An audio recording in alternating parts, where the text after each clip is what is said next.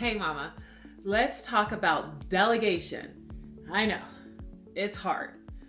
But if you want to thrive in life, if you want to do all the things that you want to do, you will most likely need to get some help and support. And this is at home and at work.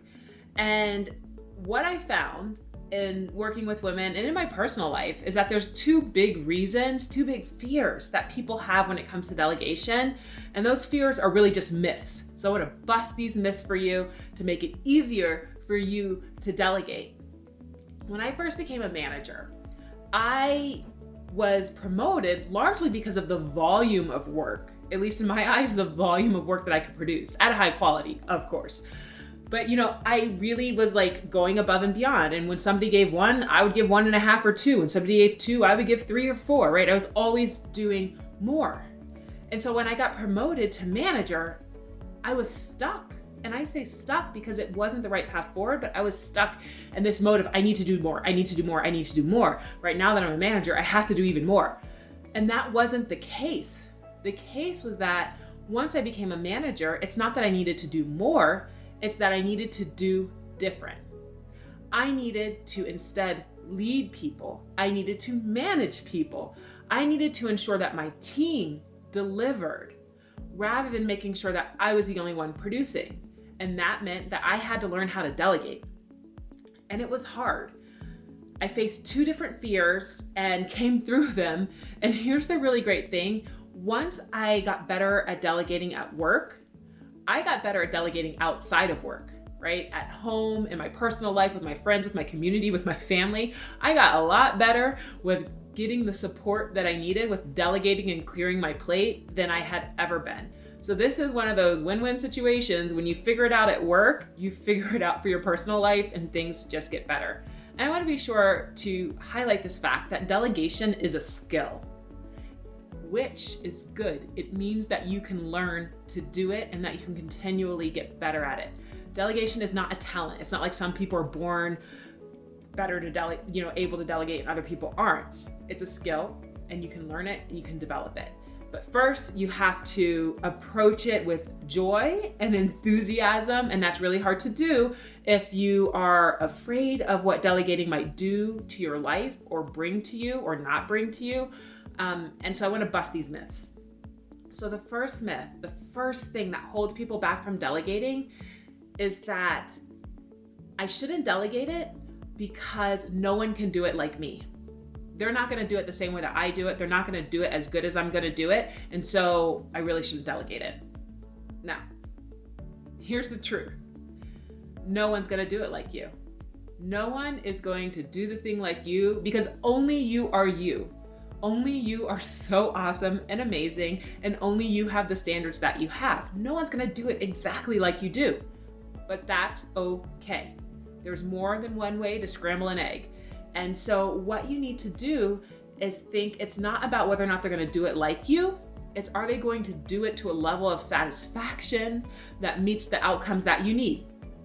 So let's take this idea of scrambling an egg. I make eggs a certain way. On the weekend we make eggs, right? It's general Saturday and Sunday breakfast, we have eggs in my house. And when I make the eggs, which is most of the time because I like to cook, and this is a part of I actually enjoy it. I want to feed my family. But I like to cook. So I make my eggs a certain way, right? I put them in a bowl, I beat them, I add some seasoning, I add a little bit of milk, I beat them some more, and then I put them into a cold pan with a pat of butter, and I slowly stir them over low heat until they, firm up a little. Then I add some cheese and maybe a little bit more seasoning. And then this is how I make eggs. When they're done, I put them on the plate and we eat. Some days though, I don't want to cook. I don't have time to cook. I need to repurpose that time to doing something else. And in those instances, my husband cooks. And when he makes eggs, he doesn't make them the same way. When he makes eggs, he puts them in a bowl, he beats them, he adds seasoning, no milk, just seasoning. And then he puts them in a hot pan and scrambles them up pretty quick. He does add cheese too. So we make our eggs very differently. Does he make them like me? No.